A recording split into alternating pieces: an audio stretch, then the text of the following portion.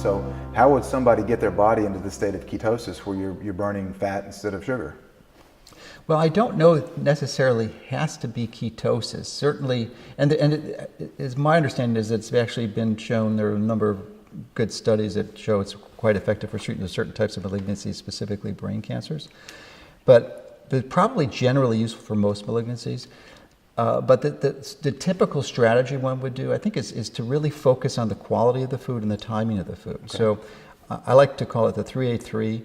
So that is basically don't eat for at least 3 hours before you go to bed. Okay. Sleep for 8 hours, because sleep is another crucial component for healing. And if you're only sleeping 4 or 5 hours a night, your body's immune system is not going to be optimized to fight these malignancies. So, and then wait for at least 3 hours to eat before you eat. Now, you can modify that too, and I think so. Basically, moving your breakfast forward. But the other approach is you can eat your breakfast, especially if you're going to have an active work day, like a farmer or some vigorous occupation that you're involved in, and then have a pretty big breakfast and even a bigger lunch, but then skip your dinner. So then it actually even extends to 3 hours, maybe 4, 5, or 6 hours before you go to bed. And I think that may be more beneficial for a really good reason, in that it tends to improve your mitochondrial function. Might wonder what mitochondria are. They are derivatives of bacteria, ancient bacteria that are embedded in just about every one of our cells, and each one of our cells has about 100 to 100,000 of these things. And you might say, what are they? Well, these are the powerhouses where our body is actually able to burn fuel. When you eat food, whatever type of food it is, it doesn't magically turn to energy. It has to be converted in some process. And the primary process is using the mitochondria.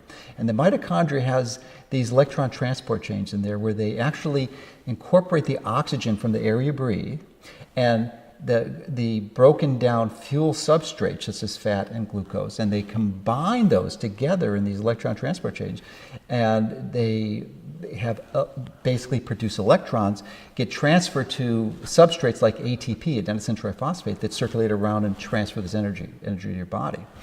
Here's the problem, though, because if you're not able to burn fat effectively and you've got this excess of sugar, or if you eat before you go to bed, one of the worst things you can do, what happens is you have this inefficiency in your mitochondria. So when you produce energy, just like, oh darn, I'm so sorry. That's okay. That was my phone. No, that's okay. You can start again right there once it stops going. I should have turned it off. It's okay.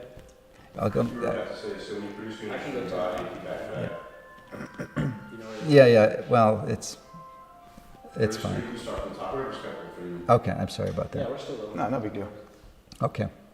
So, I'm sorry, where did I leave off? You did say, so when you produce energy in your body. Okay. Oh, yeah. All right, so when you produce energy in your body, it doesn't occur there magically.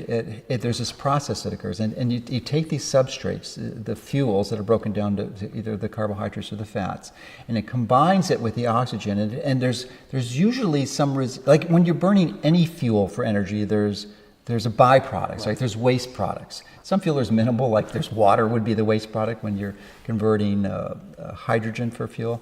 But I'm sorry, I was stuck there. Sure. When you're converting hydrogen for fuel. Okay. When you're converting hydrogen to fuel, that's a pretty innocuous byproduct. Right. But in our own mitochondria, they produce. You have the potential to produce excessive electrons. And when you do that, your body has to compensate for that with antioxidants. And if you're using the energy, then it's no problem because you generate it, you use it, and it flows, and there's very little excess waste products. But when you don't, you don't use the energy, if you're not being able to burn fat, and you have a lot of sugar that you're building up, then you have this excess energy. And then these electrons build up.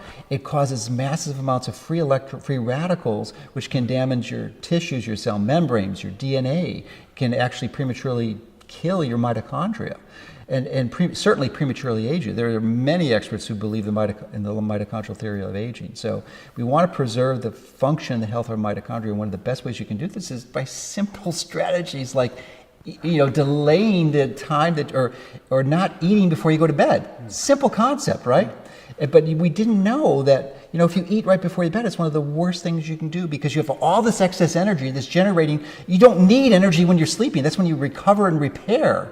Your body has more than enough fuel to compensate for that. Hi, this is Ty Bollinger. Thanks for watching.